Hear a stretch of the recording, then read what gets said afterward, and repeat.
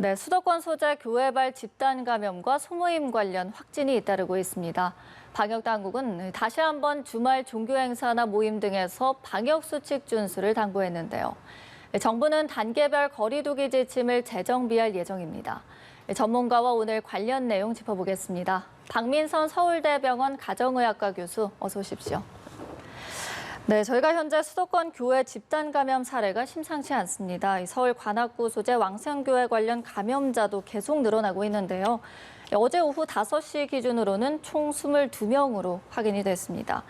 특히 왕성교회는 교인이 1,700여 명에 달해서 아마도 신도 전수검사 결과에 따라 확진자는 좀 더 늘어날 수 있지 않을까요? 네, 그렇습니다. 최근에 한 3, 4일 동안에 방역당국의 기준에 속하는 50명 이상이 다시 또 되었거든요. 네. 어저께 51명이 됨으로써 다시 한번 50명 수준을 넘어섰는데 말씀하신 것처럼 그 왕성교회 같은 경우에는 지금은 확진자가 22명 수준인 것 같지만 아무래도 교회 전체가 1,700여 명이 교인이기 때문에 지금 그들의 가족이라던가 아니면 직장에서의 가능성 이런 것들이 좀 더 많아질 게 확실하기 때문에 아마도 확진자는 분명히 좀 늘 것 같습니다.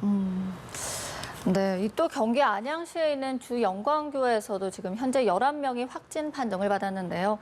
방역 당국은 교인 80명을 대상으로 현재 조사를 좀 진행을 하고 있습니다. 종교시설에서 발생한 집단 감염의 원인, 오히려 약간 소규모 모임이 지목되고 있다고 하는데 글쎄 예배 활동보다 소규모 모임이 좀 더 감염에 취약하다고 볼 수 있을까요? 네, 아무래도 그럴 가능성이 좀 높다고 할 수 있습니다. 왜냐하면 처음에 신천지에서 시작해서 많아졌을 때는 전혀 저희가 방어하는 마스크 같은 걸 안 하는 상태였는데요. 그 이후에는 교회를 다시 오픈하면서 마스크나 방역의 기본 수칙을 잘 지켜가면서는 어느 정도 교회가 컨트롤이 되고 있었다고 보고 있었거든요. 근데 최근 다시 교회에서의 감염이 조금 더 많아지고 있는 것은 아마 이 설교를 듣거나 이런 앉아서 예배를 보는 과정에는 기본적인 수칙을 지키는 게 준수되고 있겠지만 그 이외에 같이 식사를 하시는 순간이라던가 아니면 소규모로 이제 대담하시는 순간 또 같이 노래 연습, 성가대 연습 이런 거를 하시는 순간에는 마스크를 빼실 가능성이 좀 더 높아서 그런 상황에서 좀 더 감염의 위험이 높아졌을 가능성이 하나 있고요. 그러니까 말씀하신 것처럼 주 영광교회 같은 경우에도 군포의 59번 환자에서 시작해서 그분 25살의 59번 환자에서 또 거기에서 그 어머님인 어린이집의 교사까지 해서 점점 더 퍼지고 있는 단계이기 때문에 주영광교회 자체는 지금 80명 정도의 수준이지만 거기에서 퍼져나갈 거는 좀 더 많아지고 N차 감염의 위험이 조금 높아지는 상황이라고 볼 수 있겠습니다. 네, 저희가 지금 얘기 중에 방금 들어온 소식이 있어서 좀 전해드리려고 하는데요. 어제자 기준으로 코로나19 확진자가 62명이 확진 판정을 받았습니다. 0시 기준으로 총 12,715명이 됐는데요. 다시 한번 전해드리겠습니다. 코로나19 확진자가 어제 기준으로 62명이 확진 판정을 받았습니다. 그리고 그중에서 국내 감염이 40명인 것으로 확인이 됐습니다. 저희가 지금 관련해서 계속해서 이야기를 좀 나눠보려고 하는데 이렇게 좀 확진자가 늘어나는 상황이다 보니까 방역 당국이 종교시설도 고위험 시설로 지정을 좀 해야 하냐 이거를 고민하고 있는 것 같아요. 이 점은 어떻게 보시나요? 네, 굉장히 민감한 부분이긴 합니다. 그 부분에 있어서 이제 규칙적으로 교회를 다니면서 이 코로나19로 인한 어떤 불안감이나 이런 것들도 해소할 수 있는 그런 방법이기 때문에 민감한 부분이긴 한데 지금 교회에서의 예배 활동 자체보다 또 소규모 모임에서의 문제가 되기 때문에 교회 자체에 오시는 분들에 대해서 고위험 시설로 지정을 하면 그 자체로 아주 막을 수는 없기는 하겠지만 거기서 뻗어나가는 거, 전파가 빠르게 지속해서 더 크게 여파가 퍼지는 것 자체는 막는 데 도움이 될 수 있을 것 같아서 만약에 조금 더 추이를 보고 교회에서 있는 문제들이 조금 더 문제가 될 수 있다고 하면 그런 고위험 이 시설로 해서 그다음에 어떤 QR코드나 이런 것들을 통해서 전파를 일찍 차단하는 것이 좋을 것 같은 생각이 듭니다. 네, 저희가 또 방금 들어온 소식을 좀 참고를 해보면 서울과 경기가 13명씩 그리고 대전이 6명 정도가 신규 확진됐다고 확인이 되고 있는데요. 글쎄 이 수도권 중심의 확진자가 계속해서 늘어날 거라고 보시는지 이 점은 어떻게 보시나요? 네, 당분간은 수도권 중심에 게 더 늘어날 것 같고요. 아무래도 이제 인구 밀집 지역이니까. 근데 이제 문제는 7월 중순 이후부터는 휴가철이 오기 때문에 지금 부산이라던가 광주라던가 이런 지금 소규모의 집단 감염이 다시 시작되는 것들이 조금 더 넓게 퍼지지 않을까 하는 우려가 있기는 하고요. 지금 당분간은 서울, 경기가 한 1, 2주 정도는 조금 더 기승을 부릴 것 같고 그 이후에는 전국적으로 조금 경계를 강화해야 될 상황이 아닐까 하고 생각합니다. 네, 뭐 다행히도 저희가 현재 추가 사망자는 없는 상황이긴 한데요. 이 고위험 시설로 저희가 만약에 지정을 한다면 집단 감염의 고리는 좀 줄어들 수 있을 거라고 보시나요? 네, 그 감염 자체가 발생하는 거를 막을 수는 없을 것 같고요. 그리고 또 가족 내에서 생기는 것들 이런 것들을 막을 수는 없을 것 같습니다. 그러니까 급격히 그거는 바로 접촉을 하게 되기 때문에요. 네. 하지만 오셨던 분들의 신원이나 이런 것들이 빠르게 알려질 수 있기 때문에 또 그리고 접촉하는 가족들에 대한 것도 빠르게 알려질 수 있기 때문에 N차 감염으로 갈 수 있는 그런 시간 이런 것들은 지연시킬 수 있지 않을까 하는 생각을 합니다.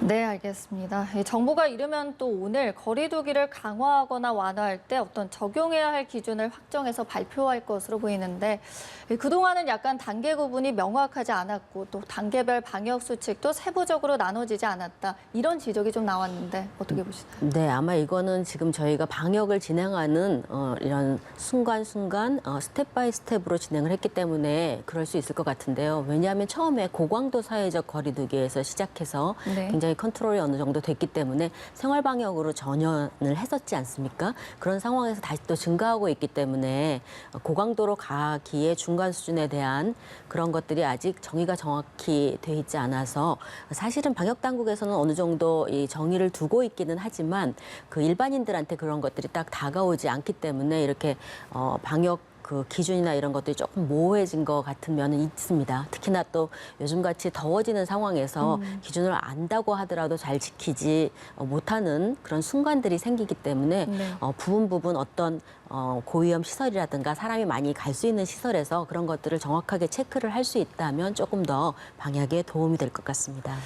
네, 저희가 지금 최근 교회와 물류센터 등 산발적인 발생도 좀 문제긴 하지만 오늘도 그렇지만 날씨가 굉장히 더워지고 있습니다. 이러다 보니까 뭐 휴가철 계획도 많이들 세우고 계실 것 같은데 휴가철 여행 등과 관련한 조치가 좀 필요하지 않을까요? 글쎄요, 굉장히 어려운 부분입니다. 휴가를 가지 못하게 할 수도 없는 일이고, 그리고 이게 코로나가 사실은 기간이 딱 확정되어 있다면 올해는 휴가를 하지 말라던가 이렇게 생각을 할 수 있는데 언제까지 갈 수 있을지 모르는 상황이기 때문에 이제 아무래도 휴가지에서 어떤 원칙 이런 것들이 조금 더 구체화돼야 되기는 하겠는데 이제 휴가지가 이번에는 여름이기 때문에 더위와 물과의 관계 이런 것들이 같이 적용이 돼야 될 것 같기는 한데 거기에서 마스크를 하거나 이러기는 굉장히 어려운 상황이 되기 때문에 기본적으로는 거리를 어떻게 두느냐 하는 거 하나하고 그리고 어떤 방역 대책에 의존하기보다는 개개인의 방역 수칙 또 건강 관리 이런 것들이 굉장히 중요해지는 단계가 되고 있고요. 여름은 이런 이 코로나19 같은 것이 생기지 않았다고 하더라도 무리하지 않는 방향으로 생활하는 게 원칙이라서 과거 휴가 스케줄보다는 조금 느슨하게 조금 휴식을 좀 더 취하는 방향으로 잡으시는 게 옳을 것 같고요. 무엇보다도 어르신들이라던가 또 이 병원에서의 체계가 다시 한번 정비되어야 될 시기라고 생각을 하게 되는 게 젊은 분들의 휴가나 이런 데에 있어서 문제들은 발생할 수밖에 없을 수 있거든요. 네. 그런데 이제 결정적으로 문제를 일으키게 되는 분들은 어르신들이기 때문에 그로 인해서 뭐 이 그냥 응급실로 가게 돼서 응급실이 폐쇄돼서 그냥 보통 환자들이 문제가 되는 그런 상황들을 막을 수 있게 지금은 병원을 좀 더 정비를 해야 될 그런 단계인 것 같습니다. 네, 현재 코로나19가 이달 말로 벌써 6개월이 돼가고 있습니다. 이번 주에는 또 전 세계 확진자가 1,000만 명을 넘어섰는데요. 네. 사실 저희가 좀 여름철이 되면 코로나19가 잡히지 않을까 이런 기대를 했는데 오히려 좀 가을 이후에 2차 유행 가능성이 점쳐지고 있는데 이 점은 어떻게 보시나요? 네, 그럴 수 있는 가능성 충분히 지금 예측할 수 있을 것 같고요. 근데 이제 저의 생각은 여름은 바이러스가 약해지는지는 모르지만 저희가 그 방어를 할 수 있는 상황이 조금 힘들어지는 상황이기 때문에 발생수는 여름에 적지 않을 것 같고요. 오히려 가을, 겨울로 가면은 사망자 수가 늘 수 있는 가능성이 좀 더 많아지지 않을까 하는 생각합니다. 지금은 혈액순환이 잘 되는 순간이라서 어르신들이라고 하더라도 온열 질환과 같이 겹치지가 않으면 사망으로 이르는 거는 조금 적을 수 있는 반면에 가을로 접어들고 초겨울로 접어드는 그 순간이 한겨울보다 원래가 이런 혈관 질환의 위험이 높아지는 시기이거든요. 그래서 가을 이후에 초겨울로 접어드는 시기를 어떻게 잘 넘기느냐 하는 것이 저희가 코로나19로 인한 사망 또 그로 인한 여파 이런 것들을 줄일 수 있는데 가장 중요한 시기가 될 것으로 생각됩니다. 네, 좀 더 우리 모두가 조심해야 하지 않을까 하는 생각이 듭니다. 여기까지 듣겠습니다, 교수님. 코로나19 관련 이야기 나눠봤습니다. 박민선 서울대병원 가정의학과 교수였습니다. 고맙습니다.